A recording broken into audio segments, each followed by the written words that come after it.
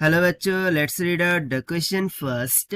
In a stationary wave, option A में बोल रहा है all particles of the medium vibrates either in phase or in opposite phase. All the antinodes vibrate in opposite phase. The alternate antinodes vibrate in phase. All the particles between conjugative nodes vibrates in phase. So for this, let's see the solution. But before of that, let's talk about the key concept which we are going to use here for this question.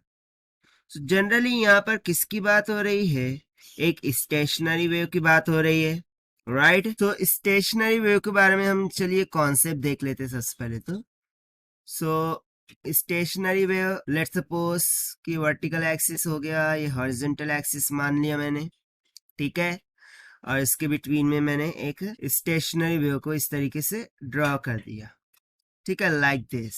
Now यहाँ पर मैं ऊपर एक dotted part भी cover up करूंगा. Why I am drawing this?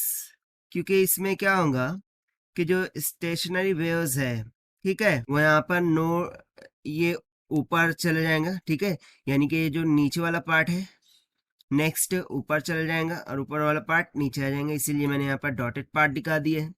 और सबसे पहले हम यहाँ पर एंटीनोड और नोड की बात कर लेते हैं, ठीक है. सो एंटीनोड कहाँ बनते हैं? At maximum amplitude.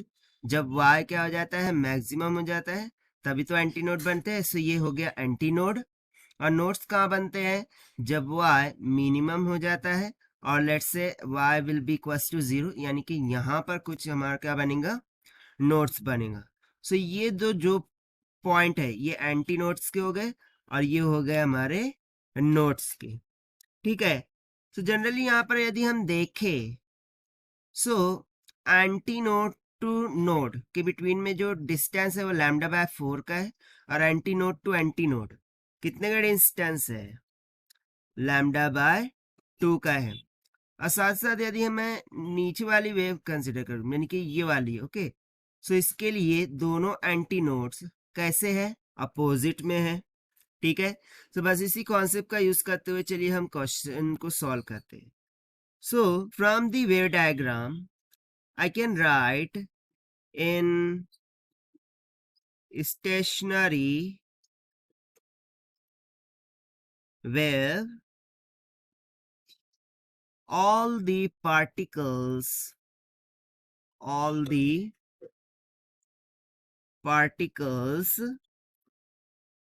is in one particular segment. यानी कि सभी के सभी जो पार्टिकल्स होते हैं वो एक ही सेगमेंट में होते हैं फॉर स्टेशनरी वेव. और रादर यहाँ पर हम बोल सकते हैं they will be between two nodes. वो किनके बिटवीन में होंगे? टू नोड्स के बिटवीन में होंगे, और उन्हीं के बिटवीन में क्या करते हैं? वो वाइब्रेट्स करते हैं, okay, vibrates in same face, ठीक है. तो जो भी पार्टिकल्स होंगे वो एक पर्टिकुलर सेगमेंट में ही होंगे, यानी कि बिटवीन द टू नोड्स होंगे, और उसी सेगमेंट में वो क्या करेंगे? वाइब्रेट करेंगे in same face, okay, in same face. This is very important, यानी कि उनमें कोई भी फेस डिफरेंस नहीं होगा. सो चलिए इसके अकॉर्डिंग यदि हम ऑप्शन चेक करें, सो ऑप्शन ए में बोल रहे हैं all the particle of medium vibrates either in phase और अपोजिट डायरेक्शन. ये रॉन्ग हो जाएगा क्योंकि वो यहाँ पर हमने देख लिया वो सेम फेज में ही वाइब्रेट करेंगे. All the antinode vibrates in opposite phase. So antinode opposite phase में वाइब्रेट कर रहे हैं, yes, you can see from the diagram answer. So ये ऑप्शन तो यहाँ पर हमारा करेक्ट हो जाएगा. नाउ सी देखिए, the alternate antinodes vibrates in phase. So yes, this is absolutely correct. देखिए यहाँ पर अल्टरनेट एंटीनोड्स की बात हो रही है, सो ये एक एंटीनोड हो गया और ये एक दूसरा एंटीनोड हो गया। जब यानी कि वेव पलट जाएंगी, ठीक है, when wave will be reverse, तो उसका एंटीनोड यहाँ पर बनेगा अल्टरनेट। सो अल्टरनेट एंटीनोड देखिए यहाँ पर कहाँ बन रहे हैं, इन फेज बन रहे हैं। So yes, this option is also correct here.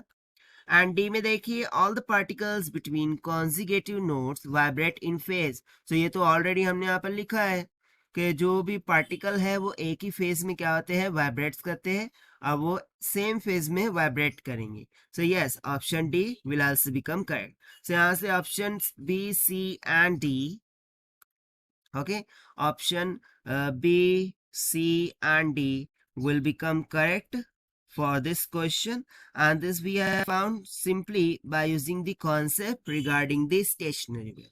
So this is the required solution. I hope you understood it well. Best of luck. Thank you.